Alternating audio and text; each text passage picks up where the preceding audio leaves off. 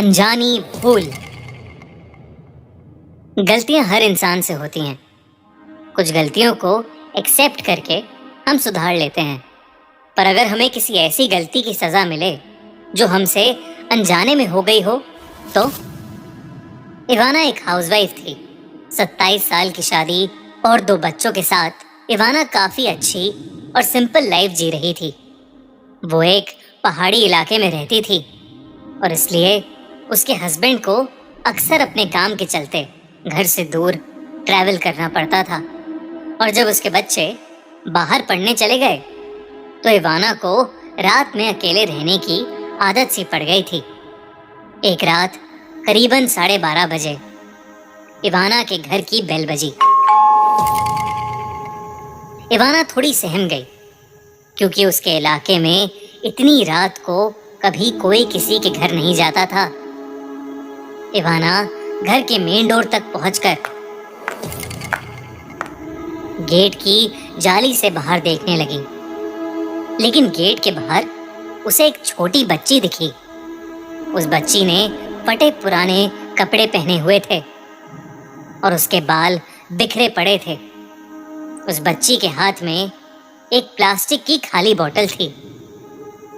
इवाना को इतनी रात में एक छोटी बच्ची का गेट पर आना काफी अजीब लगा, तो इवाना ने बच्ची से पूछा कि वो कौन है और इतनी रात को वो उसके घर पर क्या कर रही है। वो छोटी बच्ची इवाना को पानी की बोतल दिखाकर कहने लगी कि वो प्यासी है और उसे पानी चाहिए।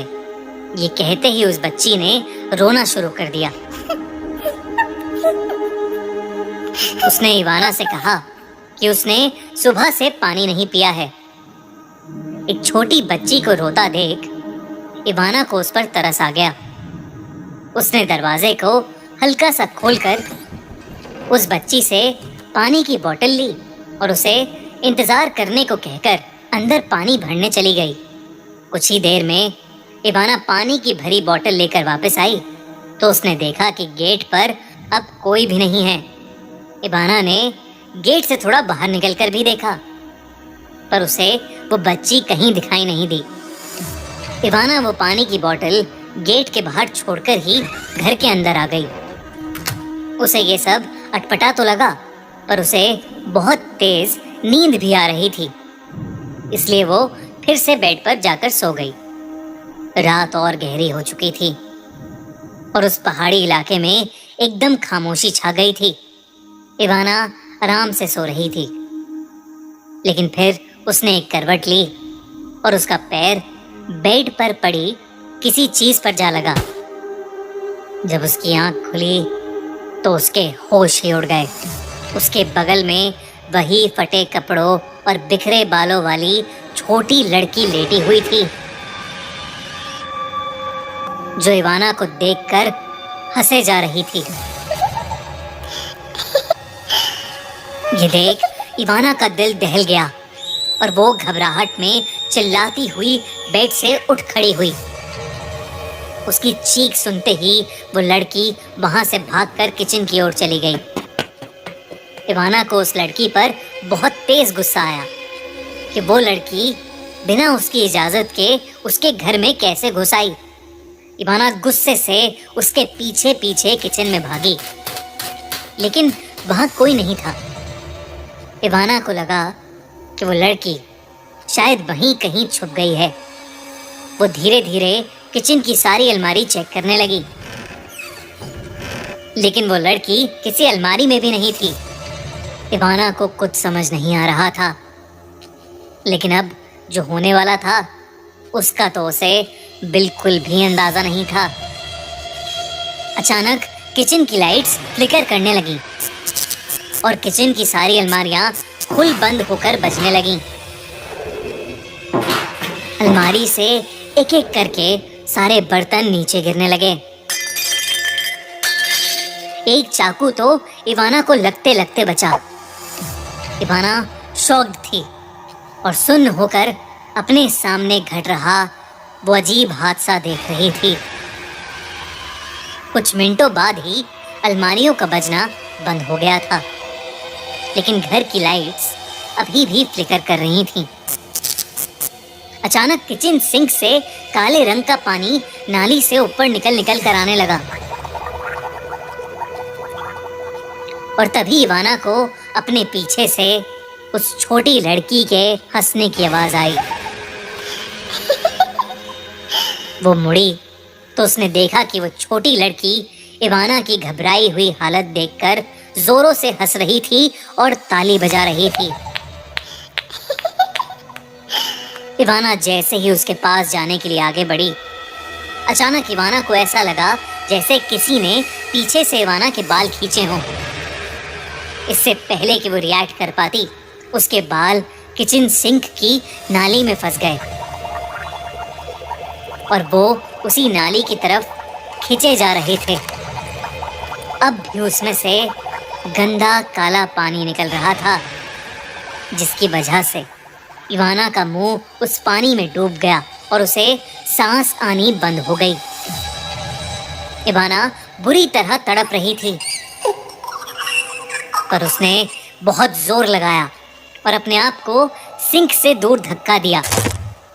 वो उस किचन सिंक के चंगुल से तो छूट गई, लेकिन उसे बहुत तेज दर्द हो रहा था। पूरे सिंक में अब उसके टूटे हुए बाल पड़े थे।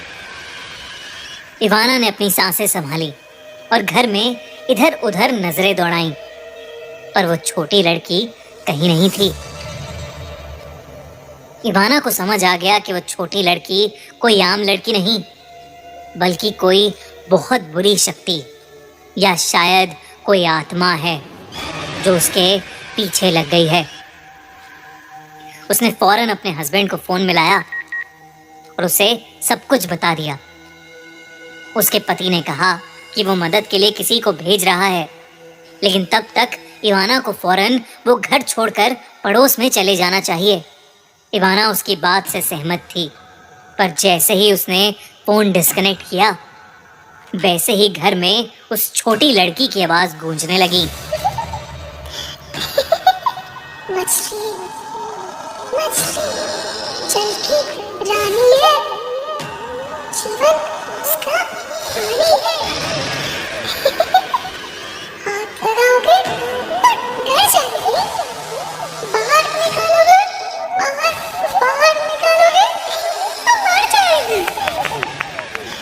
और अचानक वो लड़की इवाना के सामने आ गई और उसका गला घोटने लगी। तभी इवाना के दरवाजे की घंटी बजी और जोर से दरवाजे पर खटखट हुई। उसके पड़ोसी उसकी चीखें सुनकर वहां आ चुके थे, पर वो छोटी लड़की अभी भी इवाना का गला घोट रही थी। तभी एक हट्टे कट्टे पड़ोसी ने दरवाजा तोड़ दिया और वो सब अंदर घुस गए और उन्होंने देखा कि इवाना के गले पर लाल निशान है और वो खांसे जा रही है। वो छोटी लड़की पड़ोसियों के अंदर आते ही कहीं गायब हो चुकी थी। इवाना के पड़ोसियों ने उसे पानी पिलाया और उसे शांत कराया। उस रात से करीबन हफ्ते भर पहले ही इवाना और उसका परिवार कहीं घूमने गए थे। वहां पर घूमते हुए इवाना का पांव जमीन में पड़ी एक अंगूठी के ऊपर पड़ गया था और उसे इवाना घर ले आई थी। इवाना ने देखा कि अगली सुबह वो अंगूठी उसके हाथों से गायब थी। उसे समझ आ गया कि उस लड़की की आत्मा का कनेक्शन उसी अंगूठी से था। इवाना और उसके परिवार ने उसी दिन अपने घर का एग्जॉर्सिज्म यानी शुद्धिकरण करवाया और उस दिन के बाद से इवाना को वो लड़की फिर कभी नहीं दिखी। पर अब इवाना रोज रात को अनजाने में हुई गलतियों की माफी मांग कर सोती है।